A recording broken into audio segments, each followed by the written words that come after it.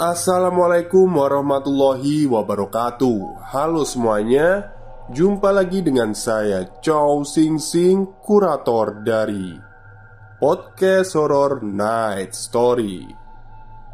Halo, apa kabar semuanya? Semoga kalian semua sehat-sehat ya. Dan seperti biasanya pada malam hari ini, saya kembali dan akan menghadirkan sebuah kisah mistis untuk kalian semua.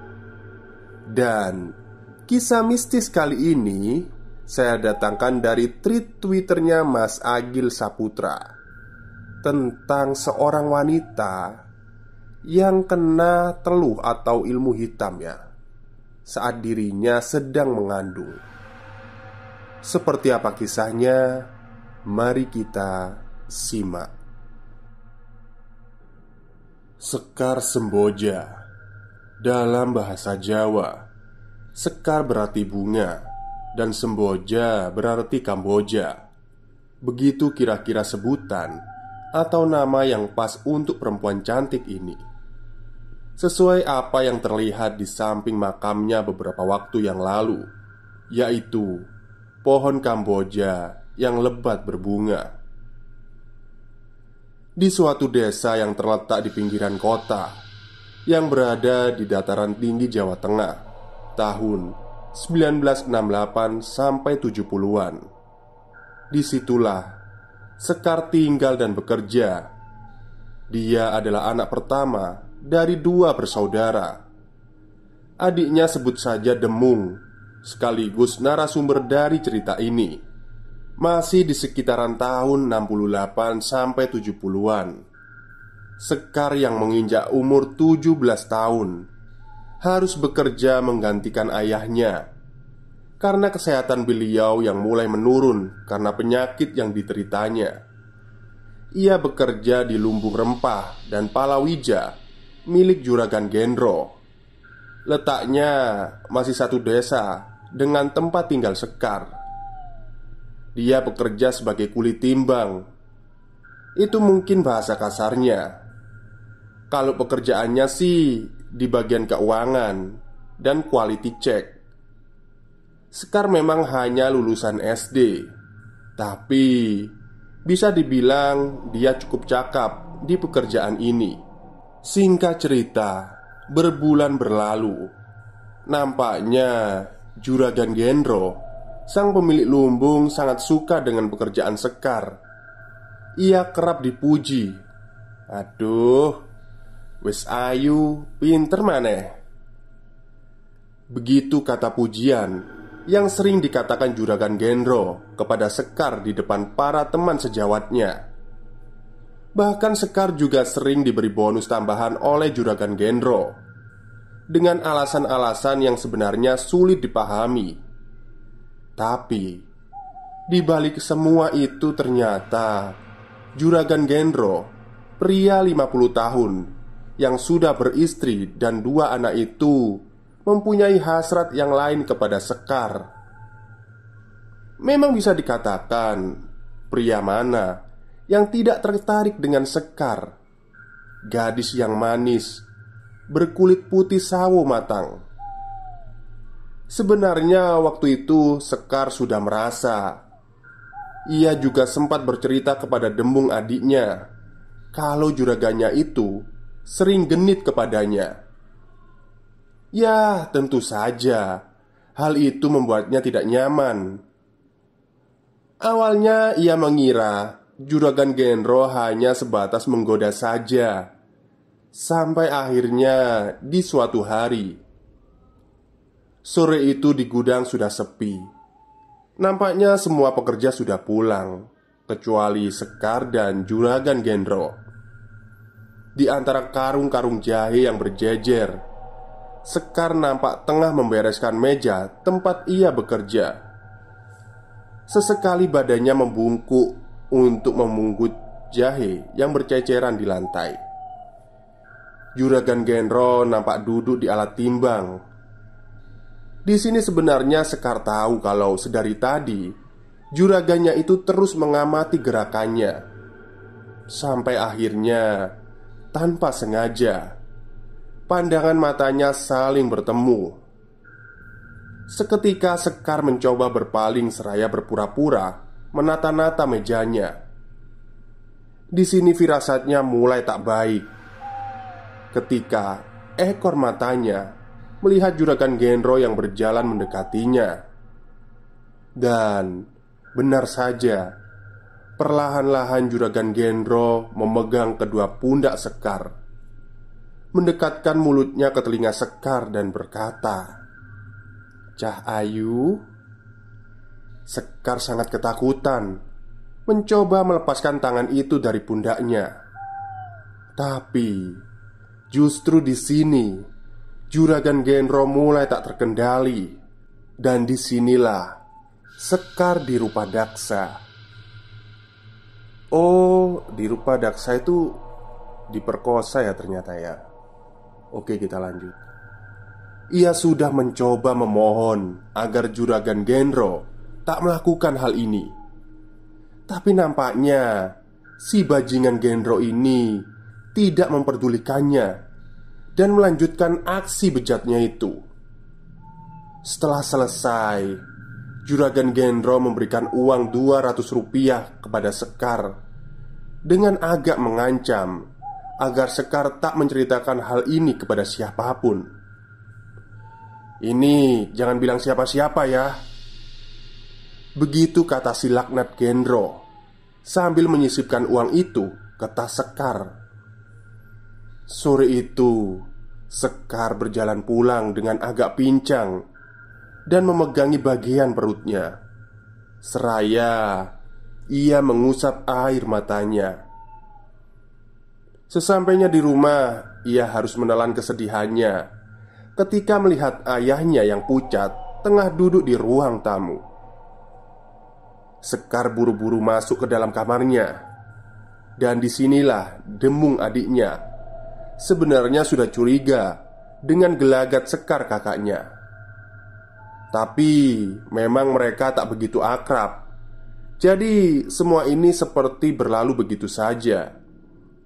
Yang jelas setelah kejadian itu, Sekar sempat tidak masuk kerja selama 3 hari. Singkat cerita, hari pun berlalu. Sekar mulai beraktivitas seperti biasanya. Sejak kejadian itu, ia menjadi tak banyak bicara. Kala itu keluarga sama sekali tak menaruh curiga. Untuk beberapa waktu, Sekar berhasil menelan kepahitan itu seorang diri. Akan tetapi, di balik semua itu ternyata si bejat Gendro tak berhenti. Ia mengulangi perbuatan itu 2 kali lagi. Hingga akhirnya, kira-kira hampir setahun setelah kejadian pertama, ibunya mulai curiga karena Sekar selalu memakai baju hangat di dalam rumahnya untuk menutupi perutnya yang sudah mulai membesar. Setelah sedikit ditekan, di sini akhirnya Sekar mengaku bahwa dia sudah dicabuli oleh juragan Gendro sebanyak 3 kali di kurun waktu yang kurang lebih hampir setahun ini. Dan ayahnya sangat marah tentunya. Pasalnya si Gendro ini adalah sahabatnya. Umurnya juga hampir sama dengannya. Di sini Sekar bersimpu di kaki ayah dan ibunya dengan pengakuannya yang sudah 3 kali itu. Terjadi sedikit perdebatan singkat. Sang ibu ingin si Gendro bertanggung jawab atas kehamilan Sekar, dan sang ayah ingin si Gendro dipenjara. Demung terlihat mengasah sabit. "Gendro asu, tak pateni kene," begitu kata Demung sebelum akhirnya kakaknya memeluknya, mencegahnya agar tidak gegabah. Sampai akhirnya pendapat ibu yang menang. Gendro harus bertanggung jawab. Ayahnya yang sedang keadaan sakit-sakitan tentu tak mungkin menyambangi rumah Gendro. Akhirnya ia menyuruh Bogel, adiknya atau paman Sekar, untuk mengajak Juragan Gendro menyelesaikan masalah ini. Sekedar informasi, Bogel paman Sekar ini adalah preman yang sangat ditakuti di desa itu. Mengetahui duduk permasalahan ini, tentu kepalanya seperti diinjak. Beraninya mencabuli keponakan saya, batinnya mungkin begitu. Tapi semua terlanjur.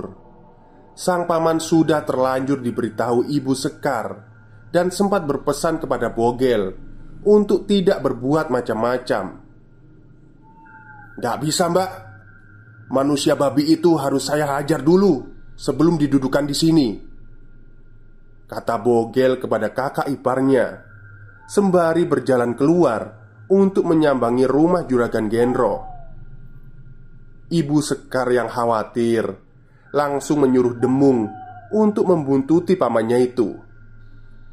Meski ini sudah keterlaluan, tapi tak bisa dipungkiri Gendro ini orang yang cukup berpengaruh di daerahnya.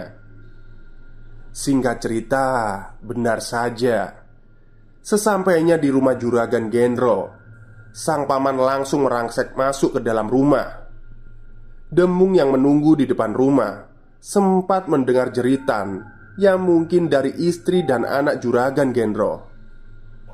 Terlihat waktu itu Gendro pasrah, dipiting lehernya sembari dibawa keluar oleh sang paman. Menurut kesaksian Demung, sepanjang jalan sampai rumah Sekar, tiada henti Bogel sang paman melayangkan bogemnya ke arah muka Juragan Gendro.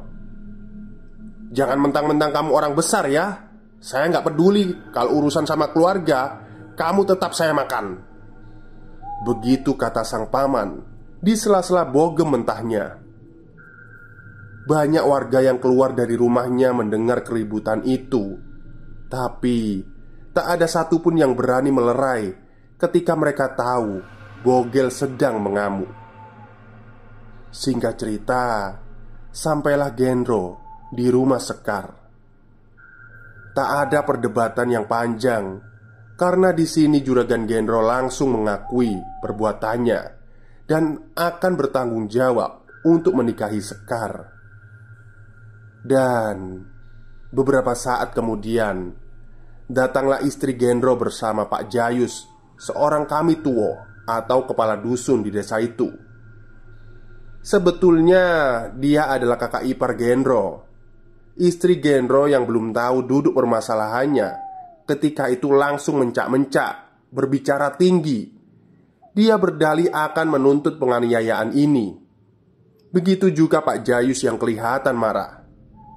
Di sini paman kembali emosi dan menceritakan permasalahannya dengan gaya jalanan dan ditutup dengan kata-kata, "Hei kalian semua, kalau kalian semua masih ngeyel, saya robek mulut kalian," kata paman Bogel kepada Pak Jayus dan istri Gendro. Sejenak suasananya hening. Istri Gendro yang mendengar penjelasan itu kemudian histeris dan menjambak rambut suaminya. Sembari menangis, ia memaki-maki suaminya. Sebagai seorang istri, tentu dia kecewa dengan kelakuan bejatnya. Singkat cerita, terjadi mufakat. Juragan Gendro pun menikahi Sekar di usia kehamilannya yang sudah menginjak 4 bulan. Waktu pun berlalu. Mau tak mau aib ini telah menyebar ke seluruh desa. Banyak warga yang bersimpati dengan Sekar. Namun, tak sedikit pula yang justru menganggap Sekar adalah perempuan yang gatal. Diduga kuat kabar miring ini sengaja dibuat oleh istri Juragan Gendro. Tapi syukurlah, Sekar yang mendengar itu sama sekali tak bergeming dan mencoba menciptakan kebahagiaannya sendiri dengan fokus kepada bayi yang dikandungnya. Singkat cerita, waktu pun berlalu. Setelah dinikahi, Sekar tetap tinggal bersama orang tuanya. Ia tidak mau tinggal bersama Gendro. Dan sesekali Gendro kerap berkunjung ke rumah Sekar untuk memberikan sesuatu seperti makanan dan obat-obatan. Meski tentu saja suasananya sangat canggung. Dan singkat cerita, sekitar 2 bulan setelah Sekar dinikahi, tibalah di suatu hari yang menjadi awal berubahnya pribadi Sekar untuk selamanya. Dembung adiknya lah yang pertama melihat. Malam itu sekitar mungkin jam 12 malam. Dembung yang belum tidur mendengar sedikit kegaduhan dari dalam kamar kakaknya yang kebetulan bersebelahan dengan kamarnya. Awalnya Dembung tidak mempedulikan. Mungkin tikus, batinnya. Tapi tak lama kemudian muncul suara desisan. Sebenarnya suaranya tak begitu keras, namun karena malam itu sangat sepi, desisan itu jadi terdengar begitu jelas dan memecah keheningan. Dembung mulai mendekatkan telinganya untuk mencermati suara itu. Setelah ia benar-benar yakin itu dari kamar kakaknya, Dembung memutuskan untuk keluar dan memeriksanya. Awalnya Dembung hanya mendekatkan telinganya saja ke pintu kamar kakaknya.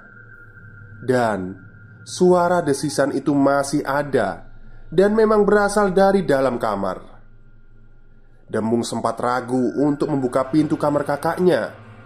Sampai akhirnya ia mendengar suara tertawa cekikikan dari kamar itu. Dembung yang penasaran sontak membuka pintu kamar kakaknya dengan perlahan. Dan di sini Dembung melihat Sekar kakaknya tengah duduk ongkang kaki di atas lemari, sembari tertawa seraya mengelus-ngelus perutnya. Perasaan Dembung waktu itu sulit untuk digambarkan ketika Dembung melihat hal itu. Antara kaget, aneh, kasihan, dan takut itu bercampur menjadi satu. Ia hanya bisa tertegun bingung melihat kakaknya. Sampai akhirnya sang kakak menoleh ke arahnya. Sorot matanya tajam dan dia berteriak. Sampai sang ibu terbangun dan ikut pula menghampiri. Melihat itu, ibunya mencoba berbicara dengan lembut, menyuruh Sekar untuk segera turun. Tapi Sekar nampak tidak peduli. Ia masih saja mendesis dan tertawa aneh di atas lemari. Ibunya tak henti menyuruhnya turun. Begitu juga dengan Dembung. Sampai akhirnya Sekar menoleh ke arah mereka berdua dan meludah mengenai wajah ibunya, seraya berkata, "Siapa kamu nyuruh-nyuruh aku?" kata Sekar dengan nada meninggi. Dan disusul dengan tawa cekikikan. Sampai tak selang lama Sekar melompat dan berjalan menuju ranjangnya. Ia pun tidur merebahkan tubuhnya dan tertidur begitu saja. Sungguh sangat janggal. Apalagi lemari kayu jati itu tingginya 3,5 meter. Rasanya tak mungkin ia bisa naik ke atasnya, meski dengan bantuan kursi sekalipun. Apalagi posisinya saat itu tengah hamil kurang lebih 6 bulan. Hari pun berganti, kejadian malam itu berlalu begitu saja. Namun sejak saat itu Sekar sudah berubah. Ia menjadi sering mengamuk dan tak terkendali. Ia tak mau makan masakan rumah. Tapi anehnya, dia hanya mau makan makanan yang dibawa oleh Juragan Gendro, yang padahal diberikan hanya 2-3 hari sekali, bersamaan dengan kedatangannya menjenguk istri mudanya. Lantas, apa yang Sekar makan bila tak ada makanan dari Juragan Gendro? Mari kita simak. Sore itu, sudah 2 hari Gendro tidak menjenguk Sekar. Ibunya sudah mencoba memasak makanan kesukaannya dahulu, tapi Sekar tetap tidak mau. Ia justru mengamuk. Sampai akhirnya Dembung pergi ke rumah Gendro untuk mengabarkan hal ini. Namun sesampainya di sana, Genro tak ada di rumahnya. Ia hanya bertemu dengan istrinya yang kala itu memberikan jawaban yang ketus ketika ia mengabarkan hal ini. Sudah dari pagi Sekar ini tidak makan. Demung yang khawatir lantas berinisiatif membelikannya makanan di jalan. Di rumah ia akan berbohong kepada kakaknya kalau makanan ini dari juragan Genro. Tapi sesampainya di rumah, ketika Demung masuk ke kamar kakaknya, ia melihat pemandangan yang sulit untuk digambarkan. Yang jelas, apa yang dilakukan kakaknya itu adalah, maaf, ia jongkok dan berak di atas ranjangnya. Dan pilunya lagi, Sekar juga tampak tengah memunguti kotorannya dan memakannya. Demung yang melihat itu seketika berlari memeluk kakaknya itu. "Sampai niku kenapa to, Mbak? Kok dadi koyok ngene?" kata Demung sambil menangis di peluknya kakaknya. Tak ada ekspresi apapun dari Sekar. Ia masih saja menatap kosong sembari terus mencoba memunguti kotorannya dan memakannya. Demung memanggil-manggil ibunya yang sedari tadi mengurus kambing di belakang rumah. Ayah Sekar juga kebetulan sedang berobat bersama sang paman. Jadi, keadaan rumah kala itu cukup lenggang. Tak selang beberapa lama sang ibu menghampiri. Ia yang melihat keadaan itu langsung segera mengambil air untuk membersihkannya. Sementara Demung tengah memapa kakaknya menjauh dari ranjang. Dan beberapa saat kemudian Genro datang. Singkat cerita, hari pun berlalu. Semakin hari, Sekar semakin kehilangan kewarasannya. Ia sangat sulit untuk diajak berkomunikasi. Perangainya seperti seorang lelaki. Ia akan marah ketika dipanggil Sekar. Makanya semakin banyak. Genro pun terlihat semakin sering bolak-balik menjenguknya untuk mengantarkan makanan. Karena seperti yang kita semua tahu, Sekar hanya mau makan makanan yang diberikan oleh Genro. Ia tak mau mandi. Duduknya seperti lelaki dengan perut besarnya yang selalu dibiarkan terbuka. Dengan keadaannya sekarang, pihak keluarga mengira Sekar mengalami gangguan jiwa. Tapi di sini Demung adiknya menyaksikan bagaimana perubahan kakaknya sulit menerima perihal itu. Pasalnya proses perubahannya itu tidak melandai atau sedikit demi sedikit, tapi drastis. Berawal cuma dari satu malam, ketika tiba-tiba di tengah malam kakaknya berada di atas lemari sekitar 3 minggu yang lalu. Ditambah lagi, Sekar hanya mau makan makanan dari Genro. Apakah itu tidak aneh? Apakah Genro menaruh sesuatu yang jahat di makanannya? Jelas, kalau dirunut, Genro sangat punya motif untuk melakukannya. Demung mencoba mengkomunikasikan pendapatnya ini kepada ibunya, tapi mereka masih tak percaya dan menyuruh Demung untuk tidak berpikir macam-macam. Namun suatu hari ada kejadian yang membuat orang tuanya setidaknya berpikir tentang kebenaran pendapat si Demung. Begini ceritanya. Kira-kira 2 bulan sudah Sekar mengalami keadaan yang masih diduga gangguan jiwa. Mesti keanehan-keanehan semakin muncul dalam dirinya. Sekarang Sekar tak mau lagi dipanggil namanya. Ia selalu memperkenalkan dirinya sebagai Badak Sewu. Di kandungannya yang sudah menginjak kurang lebih 8 bulan ini, perangainya semakin seperti seorang lelaki.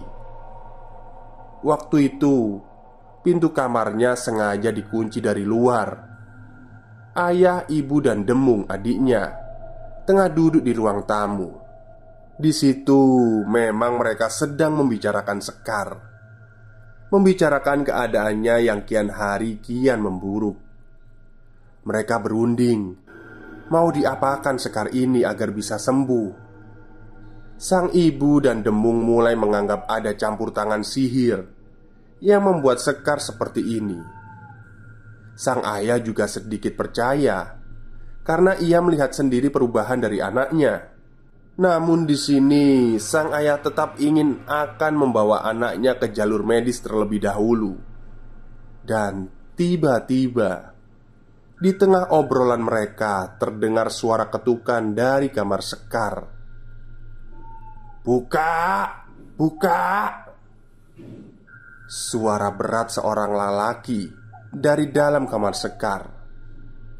Mereka semua sejenak terdiam dan tertegun dengan suara itu, karena jelas sekali itu bukan suara Sekar.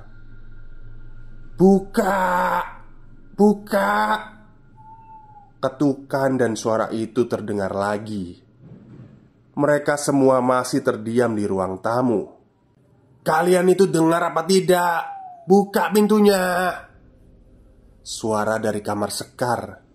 Dengan sedikit terbata, Demung menjawab perkataan itu. "Siapa itu?" kata Demung.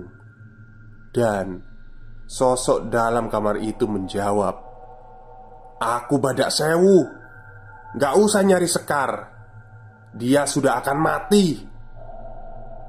Mendengar perkataan itu, sang ayah langsung beranjak dari tempat duduknya dan membuka kunci kamar Sekar. Setelah dibuka, dalam kamarnya memang gelap. Sang ayah melangkah masuk seraya memanggil-manggil nama Sekar anaknya, diikuti dengan Demung dan sang ibu di belakangnya.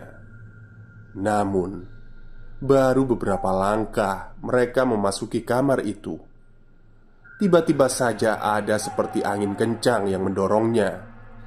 Sang ayah sempat sedikit terpental dan jatuh mengenai Demung dan sang ibu di belakangnya. Di situ terlihat ada dua mata merah menyala di dalam kamar yang gelap itu. Berdirilah di atas ranjang Sekar. Tubuhnya terlihat cukup jelas karena terkena cahaya dari ruang tamu. Sosok itu kini hanya diam tak berkata. Dan semakin jelas, ternyata pijakan kaki dari sosok itu berdiri adalah tubuh Sekar yang terbaring. Mereka bertiga seakan tak percaya melihat sosok itu. Sang ayah nampak ketakutan dan memundurkan langkahnya, seraya memberi isyarat kepada Demung dan sang ibu untuk menjauh. Tapi tiba-tiba saja mata merah dari sosok itu mulai meredup dan menghilang. Suasana seram itu seketika teralihkan oleh sang ibu yang pingsan. Untung Demung sempat meraihnya sehingga ia tak sempat roboh ke lantai. Sementara sang ayah berjalan mendekat ke Sekar yang sepertinya tengah tertidur. Dengan rasa takut dan ragu, sang ayah mencoba memegang tubuh anaknya itu. Demung yang sudah merebahkan ibunya di ruang tamu segera menyusul lagi ke kamar kakaknya. Namun seketika perasaannya mulai tak enak ketika melihat sang ayah hanya diam. Dengan terbata, sang ayah berkata pada Demung, "Sampaikan ke Paman Bogel, kakakmu sudah meninggal," kata sang ayah dengan menahan tangis.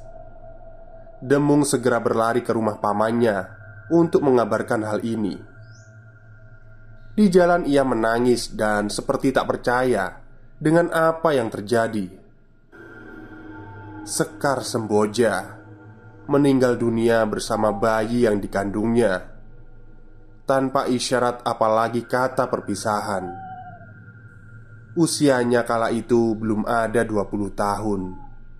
Demung, ayah dan ibunya menduga kuat apa yang terjadi pada Sekar kakaknya itu adalah campur tangan kekuatan lain, yang ini entah santet atau teluh. Dan kalau memang dugaan ini benar, tentu saja Juragan Gendro lah tersangka utamanya. Ada sedikit kejadian pasca Sekar dimakamkan yang berujung percobaan dibakarnya lumbung Palawijo Juragan Gendro oleh Paman Bogel yang murka. Untung saja sempat ketahuan. Jadi kebakaran itu hanya membakar mungkin seperempat bagian lumbung saja. Untuk perihal Juragan Gendro, ia jelas tetap tak mengakui perbuatan itu. Lagi pula, hal-hal seperti itu juga sulit dibuktikan. Memang tak ada yang menuduh secara verbal, tapi Gendro selalu mengatakan dengan halayak kalau dia sangat mencintai dan kehilangan Sekar. Yang jelas perkataan-perkataannya pasca meninggalnya Sekar justru menggiringnya menjadi pihak yang tertuduh. Terbukti para warga atau tetangga Sekar waktu itu menstigma bahwa Juragan Gendro lah yang membuat Sekar seperti itu. Itu mungkin sebatas stigma saja, tapi paling tidak keluarga Sekar mendapat dukungan moral atas dituduhnya Juragan Gendro sebagai orang yang telah menyantet Sekar. Apakah Sekar benar-benar diguna-guna oleh Juragan Gendro atau memang hanya gangguan medis? Semua saya serahkan kepada para pembaca. Yang jelas, kira-kira 2 tahun kemudian Juragan Gendro menemui karmanya. Dia meninggal tersambar petir ketika tengah bermain merpati. Sekian. Baik, itulah sekelumit cerita dari tweet Twitternya Mas Agil Saputra. Kasihan ya si Sekar ini sebetulnya ya. Ya kadang-kadang itu kalau kita kerja terus punya bos genit itu risih ya kayaknya ya. Untung saya laki-laki. Oke, mungkin itu saja cerita dari saya pada malam hari ini. Kurang lebihnya saya mohon maaf. Wassalamualaikum warahmatullahi wabarakatuh.